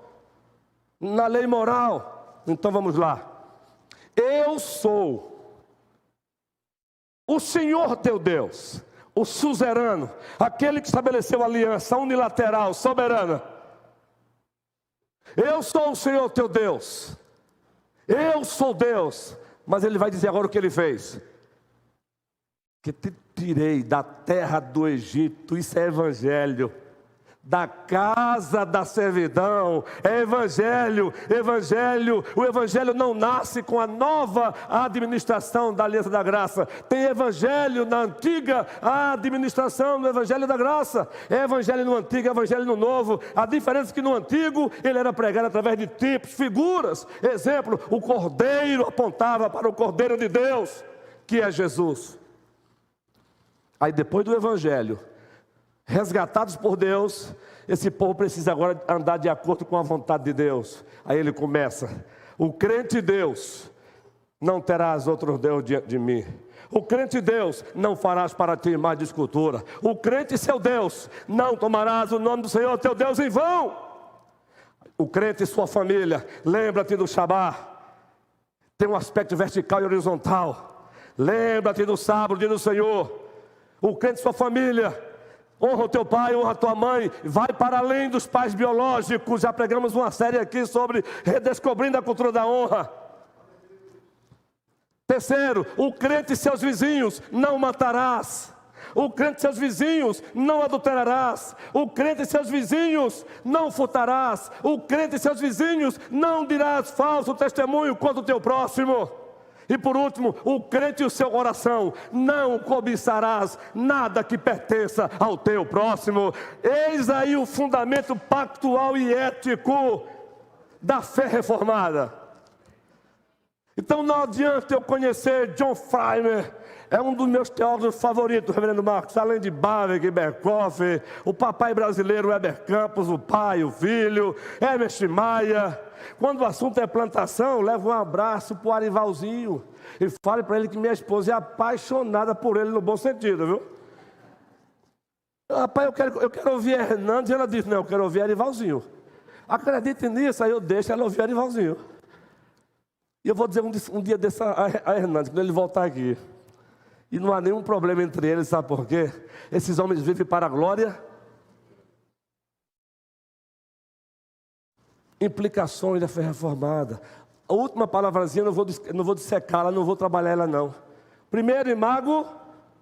Segundo, imitatio. E terceiro, convertio Dei. Servir a Deus em todas as dimensões da vida. Aí Jesus Cristo disse, o Filho do Homem não veio para ser servido, veio para servir e dar sua vida em resgate. Aí você tem na Bíblia o grande mandamento e a grande comissão. Já ouviu falar, João Pedro? Faltou o parceiro, não foi? Ele não veio, algum problema, mas faltou o outro parceiro também. Os outros estão aí, Davi está aqui, Josué está aqui, Guilherme Felipe está aqui, mas faltou outro João. Alguém já ouviu falar no grande mandamento da Bíblia? Novo Testamento. Grande mandamento da Bíblia, Novo Testamento. Vamos lá, com exceção da liderança. O grande mandamento da Bíblia. Mateus 22, caminhando para encerrar. Mateus 22, 34. Resumindo, mestre, qual é o grande mandamento da lei? Só que eles não queriam aprender não, viu, Ed? Eles queriam, na verdade, era colocar Jesus Cristo num beco sem saída. Sabe aquela pessoa que não quer aprender com você? Ela faz uma pergunta capciosa para te humilhar. Ainda bem que eles fizeram a pergunta à pessoa certa. Amarás o Senhor teu Deus de todo o teu coração, de toda a tua alma, de todo o teu entendimento, de todas as tuas forças. Este é o primeiro e grande mandamento. O segundo semelhante a este é: amarás o teu próximo como a ti mesmo. Ali, amar é o grande mandamento. Amar a Deus, Diácono Júnior Nando, e amar o próximo. E qual é a grande comissão? A grande comissão, Mateus 28. Todo poder me foi dado nos céus e na terra, portanto, ide, ou vão, indo, gerúndio, indo, imperativo, fazei discípulos de todas as nações, batizando-os em nome do Pai, do Filho e do Espírito Santo, ensinando-os a guardar todas as coisas que vos tenho ordenado. Eis que eu estou convosco todos os dias até a consumação dos séculos. Quando eu pratico o grande mandamento, eu pratico a grande comissão. Se eu amo a Deus, eu obedeço a Deus. João 14,15. Quem me ama, guarda os meus. João 14,21. Aquele que tem os meus mandamentos e os guarda, esse é o que? Eis aí o significado de imago Dei, imitatio Dei e conventio Dei. Que o Senhor nos abençoe. Aqui foi apenas uma pinceladazinha das implicações da fé reformada para o dia a dia. Mas no linguajar popular, continue sendo um bom filho para o seu pai. Continue respeitando João Pedro respeitando o Guilherme. Isso é implicação. E se você ainda não sabe do assunto completo, não sente aí no banco querendo ser examinador do outro, não. Não sente aqui para querer examinar o outro, não. Sente aqui primeiro para ouvir a voz de Deus. Você não senta aqui para examinar a Bíblia, para ver se a Bíblia... É Deus que te examina, é Deus que coloca você no laboratório, é Deus que arranca a tua pele e diz: está doente e eu sou a cura, e louvado seja o nome dele. É com você, guerreiro, porque se deixar, eu vou tirar o tempo que eu quero que o pastor Marcos tenha logo mais. Vai ter pergunta? Então, beleza.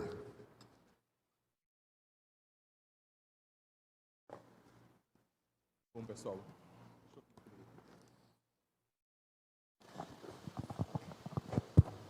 Bom, pessoal, a gente vai passar agora para as partes das perguntas. Alguém tem alguma pergunta primeiro aqui para o pastor Luiz Onils? Tiago vai passar com o microfone aí.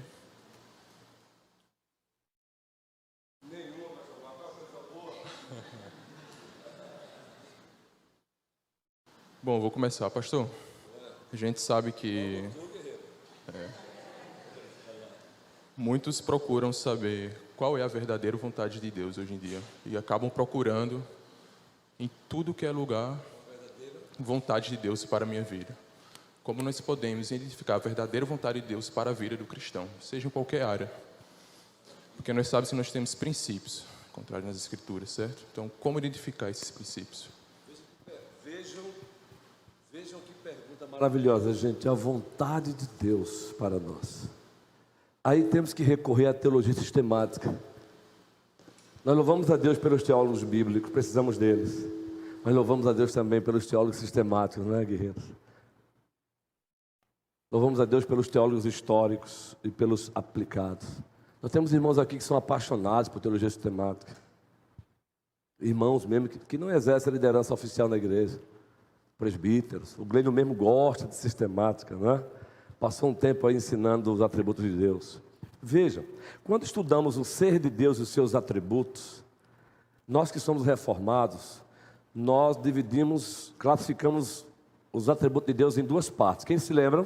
Atributos incomunicáveis, aqueles atributos que ele não compartilhou com o homem ao criar o homem, por isso incomunicáveis, e os outros atributos comunicáveis. Ao criar o homem, ele compartilhou com o homem. Pois bem, esqueça o primeiro, atributos incomunicáveis, só Deus tem. Vamos para o segundo, atributos comunicáveis. Ao criar o homem, ao criar o ser humano, ele compartilhou com o ser humano. Ainda tem 3 divisões aí.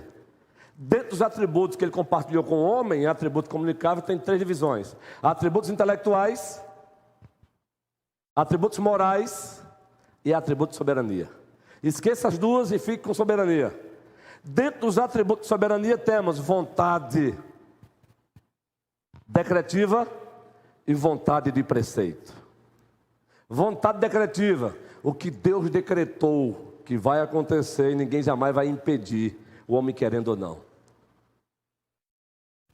Dentro da vontade decretiva tem vontade secreta, você só toma conhecimento quando acontece. E é por isso que Deuteronômio 29 diz: as coisas encobertas pertencem ao Senhor, nosso Deus. Primeira parte do versículo, Deuteronômio 29. Mas aí tem a vontade de preceito, Bia. A vontade de prefeito é a vontade que ele, é a vontade moral de Deus estabelecida para o homem. São os preceitos de Deus, a revelação especial de Deus. A revelação de Deus. E aí nós encontramos a vontade de Deus para nós, guerreiro. Seja através dos princípios, seja através de mandamentos diretos, ou seja através de exemplos escriturísticos. A revelação, os preceitos de Deus, vontade de preceito. Aí nós temos Hebreus dizendo: havendo Deus outrora falado muitas vezes e de muitas maneiras aos pais pelos profetas, nesses últimos dias nos falou pelo o Filho. Deus falou. E essa fala dele hoje nós temos de Gênesis, Apocalipse. O ápice dela é Jesus Cristo. Mas tudo que Cristo disse, nós temos Gênesis, Apocalipse. A vontade de Deus para nós é a Bíblia, são os preceitos do Senhor. Agora, na Bíblia, não encontramos Deus dizendo não para os detalhes da vida, mas Ele diz o princípio. Observe aí para a gente, por exemplo, a primeira carta de Deus aos Tessalonicenses, capítulo 4. Leia para nós aí. E assim eu quero encerrar essa pergunta, a resposta dessa pergunta. E tem tudo a ver com o que o reverendo Márcio colocou para nós aqui. Veja, Paulo pega a vontade de preceito de Deus no aspecto geral, e ele agora vai aplicar no aspecto particular, a vida sexual do cristão. 4, isso, me ajuda aí, que o meu celular está descarregando aqui. Leia para nós aí, por favor. Finalmente, irmãos, nós vos rogamos e exortamos no Senhor Jesus que, como de nós recebestes, quanto à maneira por que deveis viver e agradar a Deus, e efetivamente estáis fazendo, continueis progredindo cada vez mais, porque estáis inteirados de quantas instruções vos demos da parte do Senhor Jesus, pois esta é a vontade de Deus. Pois esta é a vontade de Deus. Observe, ele sai do geral e vai para o particular. Vamos lá, continue. A vossa santificação, que vos abstenhais da prostituição. Abstenhais da prostituição. Que cada um de vós saiba possuir o próprio corpo. Saiba possuir o próprio corpo. Aí muito cuidado com a pornografia. Em santificação e honra. Em santificação e honra. Não com o desejo de lascívia. Não com o desejo de lascívia. Como gentios que não conhecem a Deus. E que desta maneira ninguém ofenda nem defraude a seu irmão. Agora observe a força dessa ordem. Continue. Porque o Senhor, contra todas estas coisas, como antes vos avisamos e testificamos claramente, é o vingador. Encerra o versículo agora, o 7. Porquanto Deus não nos chamou para impureza, e sim para santificação. Pare aí. Vontade de preceito, aspecto geral. Agora você vai e diz: o que Deus tem a dizer para mim na minha vida sexual, solteiro ou casado? Ou vocês acham que o casado não sofre tentação? Queridos, aqui não é para ofender e censurar ninguém não, por favor. Estamos aqui para ajudar, é graça, é evangelho, tem perdão de Deus, tem purificação. Mas vocês sabiam que o índice de cristãos, casados e não casados, solteiros e casados, escravizados à pornografia dentro das igrejas, é altíssimo no Brasil e no mundo? E aqui não é para condenar não, aqui é para oferecer socorro. É para dizer que o evangelho liberta, o evangelho resgata. O índice de pessoas, casados e não casados, viciados à pornografia dentro das igrejas, o índice é altíssimo. E o objetivo, eu repito, não é você fugir de Deus não. Ao dizer isso, Deus está dizendo: eu sou a solução para você. Eu sou a solução para você. O evangelho de Deus é a solução. Filhinho, não pequeis, mas se porventura alguém pecar, temos um advogado junto ao Pai, Jesus Cristo justo. Ele é a propiciação dos nossos pecados, não somente os nossos, mas do mundo inteiro. Se porventura, ao dizer isso, alguém se acha assim, calma, há esperança para você. A esperança é Jesus, Ele já pagou o preço e ainda enviou o Espírito Santo dele para te libertar, para te resgatar. O objetivo não é entrar com 2 pés nos peitos de ninguém aqui. O objetivo é resgatar, é resgatar. Ele disse, o Filho do Homem não veio para ser servido, veio para servir e dar sua vida em resgate. É resgate. Essa conferência aqui é para resgatar jovens das mentiras para a verdade de Deus. Que o Senhor nos abençoe. Pastor, só mais uma pergunta que chegou aqui. Pergunta um tanto polêmico. Polêmica, guerreiro. Eu vou passar para o pastor Marcos. Me apaixonei por ti, guerreiro. A pergunta é a seguinte, pastor. Eu era um reformado em uma igreja pentecostal. Deveria permanecer, mesmo as ideias não batendo mais? Menino. Primeiro, queremos aqui expressar o nosso respeito às igrejas pentecostais verdadeiras. Eu começo a resposta dizendo, respeitemos as igrejas pentecostais verdadeiras. E aí aquela classificação teológica. Existem igrejas pentecostais clássicas, que merecem o nosso respeito, mesmo discordando delas. Ao conhecer a fé reformada, não tem como discordar delas. Dito isso, conhecer também a fé reformada e continuar dentro de uma igreja pentecostal, mesmo clássica, é complicado mesmo. E sabe qual é o problema? Fica essa dica. Se você está nesse processo, não tente mudar o lugar onde você chegou, que já era assim. Só vai dar problema. Chama o seu pastor para conversar.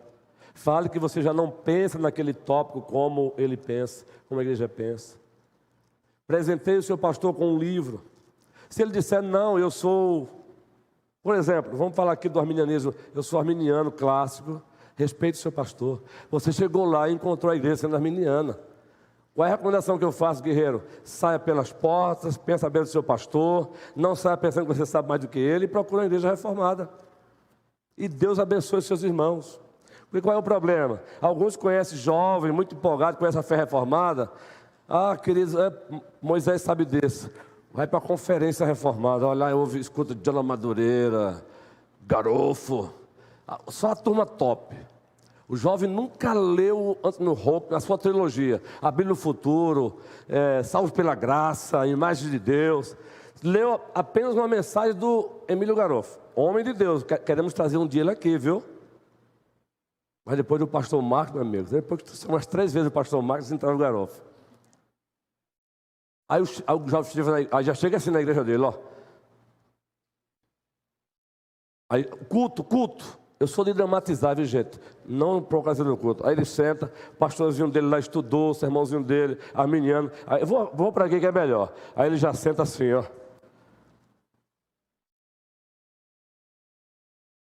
Não, eu vou ficar aqui que vocês vão me ver, todo mundo aqui. Calma, Juan. Vou botar a cadeira aqui.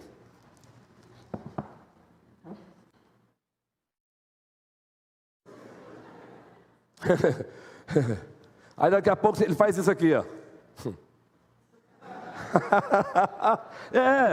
Petulante, arrogante. Aí você chega com um cara desse e pergunta, me diz aí, mano, qual foi o livro que você leu sobre isso? Não, eu assisti a palestra de Joana Madureira, que Deus abençoe aquele santo. Ei, conselho. E haja gente que a gente quer trazer para cá, hein, guerreiro? Às vezes a gente quer trazer também o Joninha. Ele é uma bênção. Mas, meu irmão, humildade, respeito o seu pastor. Respeito o seu pastor. Ele aprendeu assim, ele crê assim. E ele não vai para o inferno, não. Aliás, eu ouso dizer, você vai encontrar arminianos lá e alguns calvinistas no inferno. Que é isso, pastor? Você é calvinista dos 5 pontos.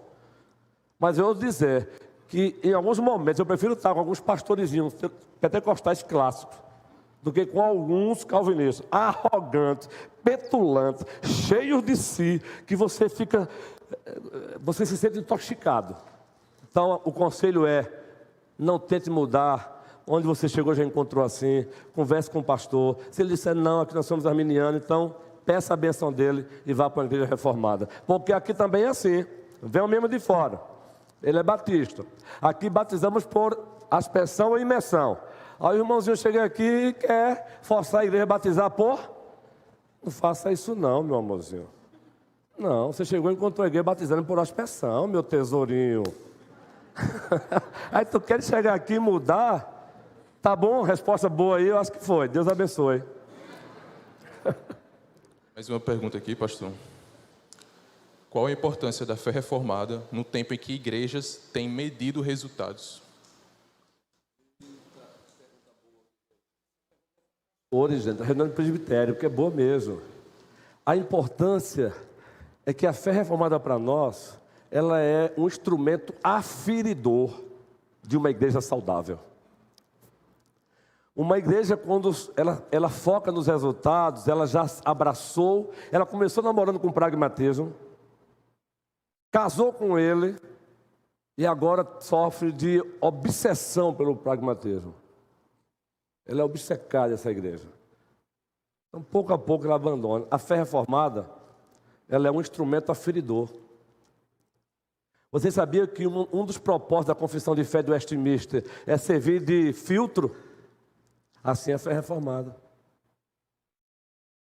No lugar de olhar apenas para o resultado, e aqui também não vamos anular o resultado não, viu gente? Mas veja se a igreja preserva pela ortodoxia, muito especialmente nas doutrinas primárias. As secundárias, as terciárias, as quaternárias, até somos flexíveis, mas nas primárias. Então a importância é de suma importância. Assim como é importante, primeiro socorro, verificar se tem. Quem aqui conhece? Eu não conheço bem. Alguém sofreu um acidente e caiu lá. Nós temos aqui gente da área aqui, Tiala e tudo mais. Mas o pessoal também da segurança pública tem que saber disso, não tem, Elisomar? Alguém sofreu um acidente, está lá caído. Quem chegar primeiro lá tem que fazer o quê? Para saber se tem vida? Sinais vitais. Então, a fé reformada, guerreiro, é um instrumento aferidor para saber se a igreja ainda tem vida. Se ela ainda pode ser chamada de igreja verdadeira. Não é nem reformada, não. Se ela ainda pode ser chamada de igreja verdadeira, ela é de suma importância. Ela serve de baliza. Ela serve também de um convite para retornar. Ei, volte. Vocês foram longe demais. Então ela é maravilhosa. É um instrumento aferidor. É um pressuposto de uma igreja saudável. Para identificar uma igreja saudável. Bom, alguém tem mais uma pergunta?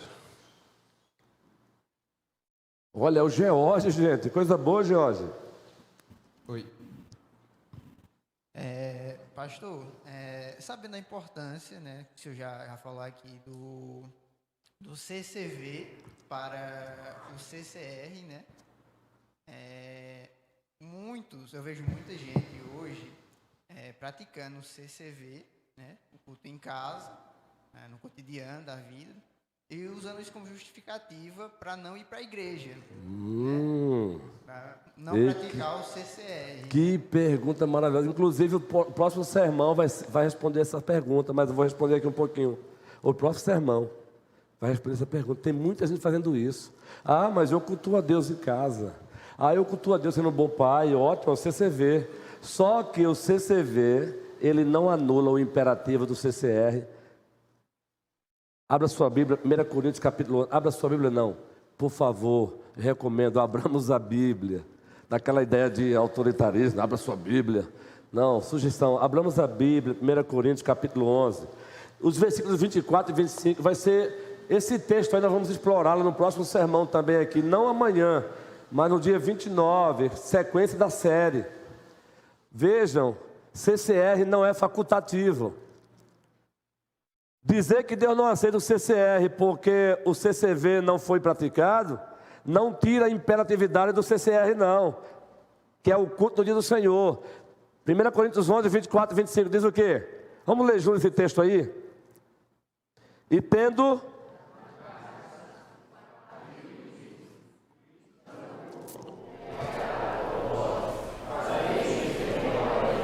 A última parte diz o quê? Segura aí. Prossigamos. Aí é o pão, agora o vinho. Por semelhante modo, todos.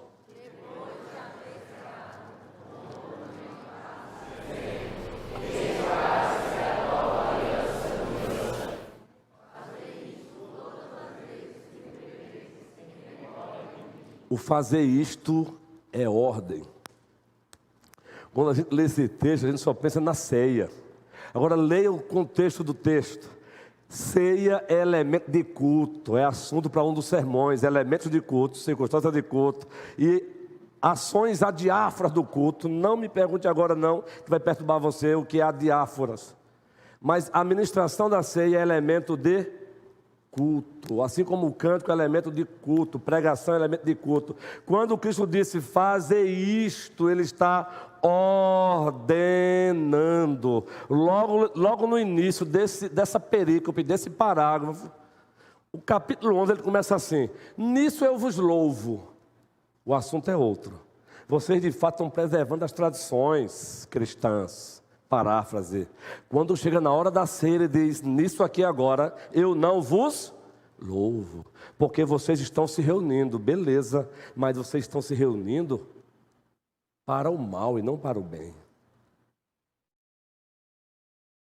Ele estava reprovando o culto da igreja em Coríntios. Mas veja, quando ele reprova, ele não anula o culto. O que é que ele diz? Fazer isto em memória de mim, Jorge. Então não. É necessário praticar o CCV, é a adoração dos outros 6 dias. Mas a adoração dos outros 6 dias, ela aponta para a ordem de Deus do CCR. A adoração, muito especialmente no dia do Senhor.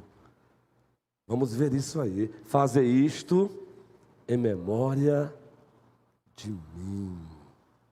E está assim, guerreiros. Alguém tem que escrever um livro. Culto no dia do Senhor é essencial.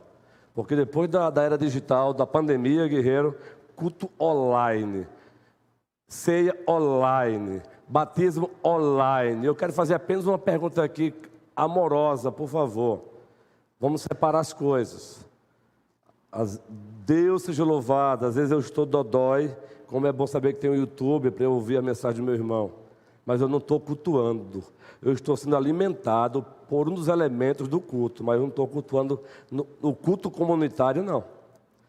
Exemplo. Existe lanche online? Eu estou a fim de comer um cachorro quente. Mas como eu não quero sair de casa, eu vou comer ele online. Aí eu boto lá no o site. Aí o cara faz e eu... Você pede o delivery, né? Tem um delivery, você pede e come em casa. Mas comer um cachorro quente gostou, não foi, João Pedro? Está vendo? Gostei. A minha relação de vocês está sendo uma bênção. A pessoa, eu comendo um pão online. E eu faço de quando eu estou comendo. Não tem culto online. Não tem culto ceia online. Não tem. A encarnação de Cristo é a melhor resposta para isso. A encarnação de Cristo é a melhor resposta para isso. Ele armou sua tenda entre nós. Porque ele poderia ter botado um telão lá, né, encenar tudo. Não, ele armou a sua tenda entre nós. Quando Timóteo, o incrédulo, recebe a condescendência dele, o que é que ele faz com Timóteo? Tomé. Ele faz o que para Tomé, Josué?